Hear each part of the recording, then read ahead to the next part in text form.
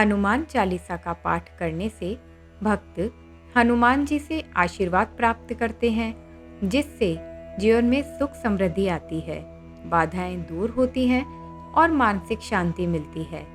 हनुमान चालीसा के जप से भय और नकारात्मक ऊर्जा दूर होती है, जीवन शक्ति बढ़ती है और आत्मविश्वास में वृद्धि होती है।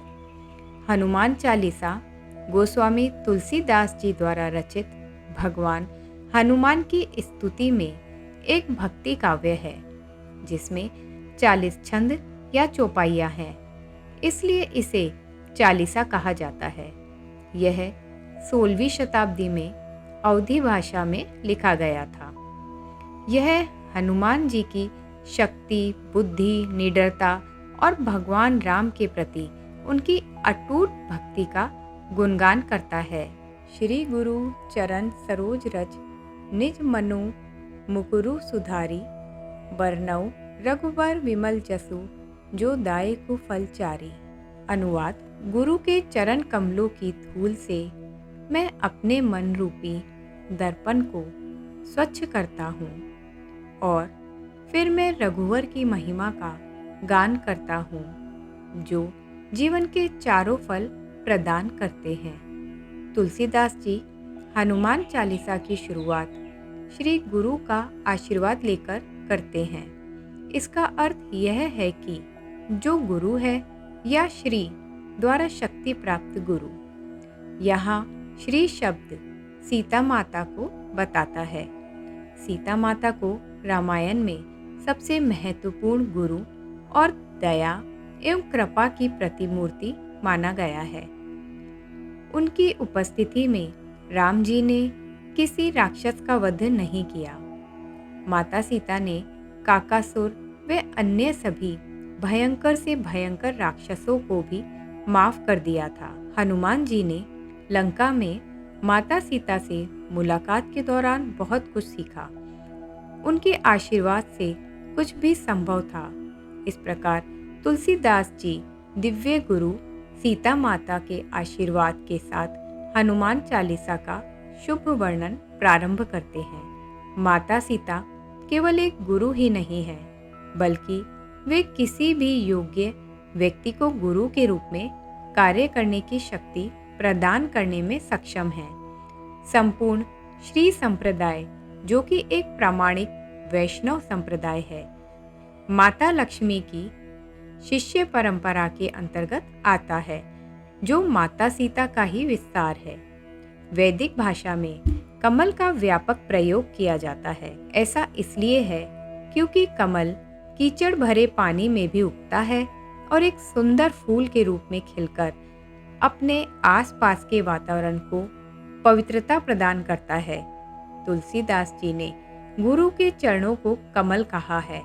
परिस्थितियों के कितना भी नकारात्मक होने पर भी श्री गुरु न केवल अप्रभावित रहते हैं, बल्कि वातावरण को भी प्रकाशित करते हैं। तुलसीदास जी कहते हैं कि मेरे मन का दर्पण गंदा और दूषित हो गया है और मैं स्वयं को देखने में असमर्थ हूँ। वह अपने श्री गुरु से उसे साफ करने के लिए उनके चरणों की धूल मांगते हैं। तो यहाँ पर चरण सरोज रज श्री गुरु के चरणों की धूल को संदर्भित करता है। अजीब बात है ना, धूल दर्पण को कैसे साफ करेगी, बल्कि धूल से तो दर्पण और भी मैला हो जाएगा, पर दिव्य धूल में हमारे गंदे मन के दर्पण को साफ करने की क्षमता होती है, शक्ति होती है। निज मन मुकुरु सुधारी, वह चाहते हैं कि उनके गुरु के चरण कमलों की धूल उनकी आंखों को साफ करे और मन के दर्पण को साफ करे, ताकि वह स्वयं के साथ साथ राम को भी देख सके। श्री गुरु से धूल ग्रहण करना भी श्री गुरु की सेवा को तुच्छ भाव से करने का ही अर्थ है। प्रेम का अर्थ होता है सेवा करना और सेवा करने का अर्थ है प्रसन्न करना। श्री गुरु की सेवा करने का सबसे महत्वपूर्ण तरीका है श्री गुरु के चरणों में बैठना और उनसे सुनना। लेकिन श्री गुरु से क्या सुना जाता है? बरनौ रघुवर बिमल जासु, जिसका अर्थ है श्री गुरु से रघुवंश के महान वंशज परम भगवान राम जी की महिमा का श्रवण होता है।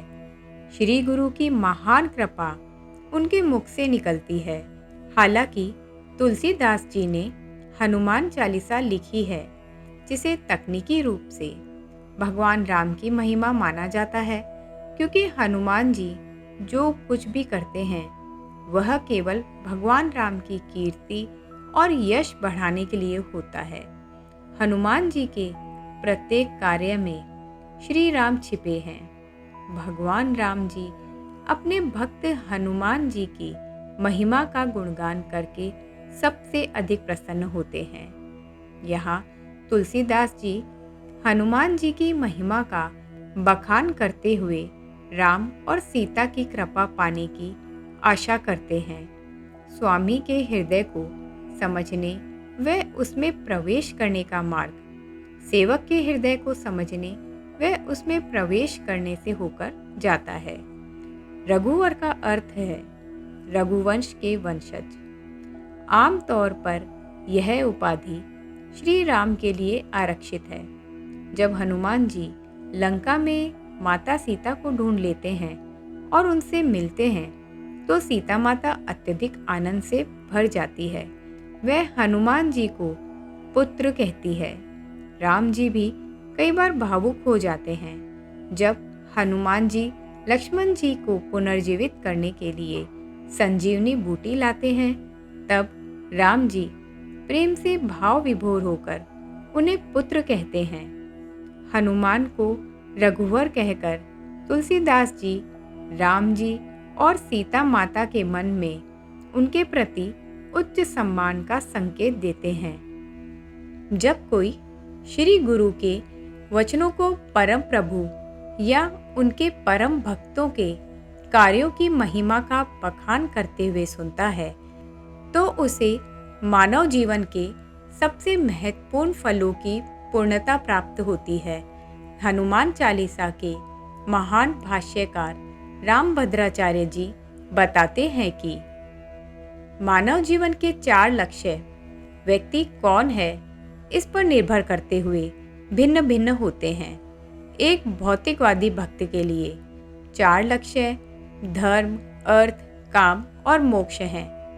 मोक्ष चाहने वाले व्यक्ति के लिए 4 लक्ष्य सालोक्य मुक्ति, सामीप्य मुक्ति, सायुज्य मुक्ति और सारूप्य मुक्ति है। केवल भक्ति चाहने वाले और कुछ नहीं चाहने वाले व्यक्ति के लिए 4 लक्ष्य धर्म, ज्ञान, योग और जप हैं, जो सभी परम प्रभु के प्रति भक्ति के विकास पर केंद्रित हैं।